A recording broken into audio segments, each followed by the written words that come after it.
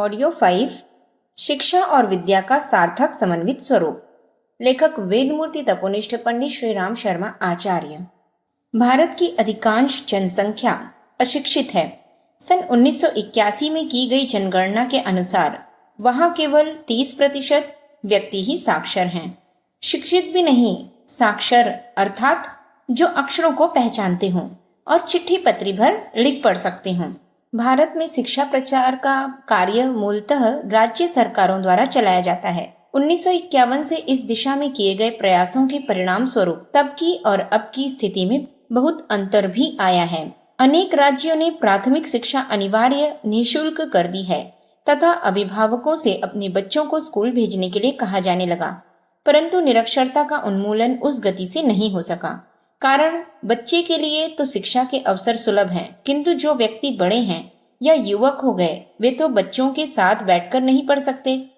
ऐसे नागरिकों का प्रतिशत बहुत बड़ा है और जो अपने बचपन में कुछ पढ़ना लिखना आरंभ कर सके उनके लिए तो शिक्षित कहलाने का गौरव प्राप्त हो सका, परंतु जो वह अवसर चूक गए उन्हें न शिक्षित होने की प्रेरणा मिली और न उस व्यवस्था को कोई लाभ। इस स्थिति में परिवर्तन तो अभिष्ट है। शिक्षा समाज की इतनी बड़ी आवश्यकता है कि उसके लिए दूसरी पीढ़ी तक धैर्य रखने का कोई औचित्य नहीं है, अर्थात हम जहां और जिस स्थिति में हैं वहीं से आगे बढ़ना प्रारंभ कर दें। प्रौढ़ व्यक्तियों को जिन्हें अपने बाल्यकाल में किसी स्कूल में जाने का अवसर नहीं मिल सका, उन्हें भी कम से कम साक्षर होने के लिए तो प्रेरित किया ही जाना चाहिए, जिससे कि उनमें अभिरुचि हो तो वे अपनी शिक्षा योग्यता का विकास करते रह सकें। जीवन में शिक्षा की आवश्यकता और उपयोगिता से इनकार नहीं किया जा सकता। व्यक्तिगत जीवन में ही अशिक्षित व्यक्तियों को जगह जगह ठोकरें खाते और नए स्थानों पर भटकते देखा जा सकता है। अशिक्षित निरक्षर व्यक्ति 400-500 की जनसंख्या वाले अपने गांव में रहकर ही भले निरापद ढंग से रह लें, परंतु शिक्षा के माध्यम से संभावित प्रगति उसके लिए अलभ्य ही रहती है। लोगों को कुछ अधकचरा बता देंगे और उसे जानकर ही संतोष करना पड़ेगा। एक बार में जितना और जैसा समझ में आया वहीं तक जाकर रुक जाना पड़ेगा। शिक्षा न होने के कारण जो कुछ भी पढ़वाया गया है अथवा सुना गया है उसे स्वयं पढ़ने तथा दोबारा दोहराने की सामर्थ्य तो है नहीं। अशिक्षा इस प्रकार व्यक्तिगत जीवन में ज्ञान और योग्यता वृद्धि के द्वार रोकती है। उसके कारण व्यक्ति आंख रहते भी देख नहीं सकता, पैर होते भी चल नहीं सकता, बुद्धि होते हुए भी कोई उपयोगी बात समझ नहीं सकता। स्थिति पूरी तरह उस प्रकार की हो जाती है जैसे घना अंधकार हो और उसमें चलने के लिए कहा जाए। प्रकाश के अभाव में बहुत से व्यक्ति तो चलने का प्रयास ही नहीं करेंगे और चलेंगे भी तो कहीं ठोकर खाएंगे, कहीं गिरेंगे, पड़ेंगे। परिचित मार्गों पर जिनसे हम कई बार गुजर चुके हैं, चलने में तो फिर भी पूर्व का अभ्यास काम दे जाता है, परंतु सर्वथा अनजानी और अनदेखी राहों पर प्रकाश के बिना एक कदम भी आगे बढ़ पाना संभव नहीं हो पाता। जीवन भी ऐसी ही अनजानी और अनदेखी राह है।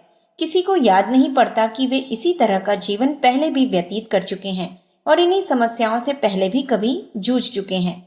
शिक्षा का प्रकाश, विद्या की ज्योति प्रत्येक नई स्थिति और अनागत संभावना को देखने समझने की शक्ति देती है। अंधकार का निवारण करने के लिए बड़े स्तर पर प्रयास होते हैं। सड़कों, चौराहों और गलियों में प्रकाश की व्यवस्था की जाती है ताकि रात्रि के समय सभी लोग सुविधापूर्वक चल सकें। शिक्षा की व्यवस्था भी उसी प्रकार आवश्यक है। प्रकाश के लिए तो बाहरी साधनों से काम चलाया जा सकता है, पर शिक्षा का प्रकाश अपनी स्मृति और बुद्धि को प्रशिक्षित किए बिना संभव नहीं है। यही प्रशिक्षण स्कूलों में बच्चों को दिया जाता है और प्रौढ़ शिक्षा के रूप में बड़ों के लिए भी इसी आवश्यकता की पूर्ति के लिए प्रयास चलते हैं। परंतु प्रौढ़ शिक्षा भी एक अच्छी खासी विडंबना बनकर रह गई है। सरकार द्वारा प्रौढ़ शिक्षा के लिए कई स्थानों पर प्रौढ़शालाएं खोली गई, उनके अध्यापक भी नियुक्त किए गए, किंतु बड़ी उम्र के व्यक्तियों में इसके लिए जरा भी उत्सुकता नहीं दिखाई दी। लगभग सभी स्थानों पर उनमें उत्साह का अभाव पाया गया। आवश्यक तो यह है कि किसी भी कार्यक्रम को जन स्तर पर सफल बनाने के लिए उसके प्रति लोगों में पहले उत्साह जगाया जाए, जन साधारण में रुचि उत्पन्न किया जाए। शिक्षा प्रचार के संबंधों में और विशेषतः प्रौढ़ शिक्षा के लिए तो यह और भी ज्यादा आवश्यक है, क्योंकि अपने सामने छोटे छोटे बच्चों को वर्णमाला सीखते देखकर स्वयं भी वैसा ही सीखना और पढ़ना अटपटा सा लग सकता है। इस संकोच के कारण ही अधिकांश व्यक्तियों में प्रौढ़ावस्था में लिखने की उमंग नहीं देखी जाती। बहुधा लोग कहते हैं कि हमारा तो जीवन व्यतीत हो चुका या आधी जिंदगी तो गुजर गई, अब पढ़ने लिखने से क्या फायदा।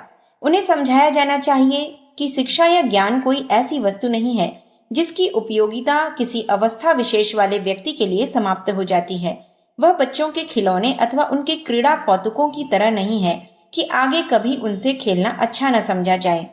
सर्वसाधारण में, जिनमें अशिक्षितों की संख्या ही अधिक है, शिक्षा के प्रति यही धारणा बनी हुई है कि वह बच्चों के लिए एक ऐसा काम है जिसमें बच्चे इधर उधर मारे मारे फिरने की अपेक्षा एक स्थान पर बैठे और बंधे रह सकें। यही कारण है कि ग्रामीण परिवारों में वयस्क व्यक्ति स्वयं तो शिक्षा प्राप्त करना तो दूर रहा, बच्चों तक का स्कूल फसल के मौसम पर छुड़वा देते हैं और उन्हें खेतों में काम करने के लिए लगा देते हैं। शिक्षा के प्रति जहां यह आम धारणा हो, वहां स्थिति में परिवर्तन लाने के लिए जोरदार प्रयत्न करने होंगे। जो व्यक्ति केवल संकोच के कारण ही शिक्षा की उपेक्षा करते हैं, उन्हें तो उपरोक्त आधारों पर समझाया जा सकता है, पर जिन्हें पढ़ना लिखना व्यर्थ का काम जचता है, उन्हें धैर्यपूर्वक समझाने बुझाने की आवश्यकता है।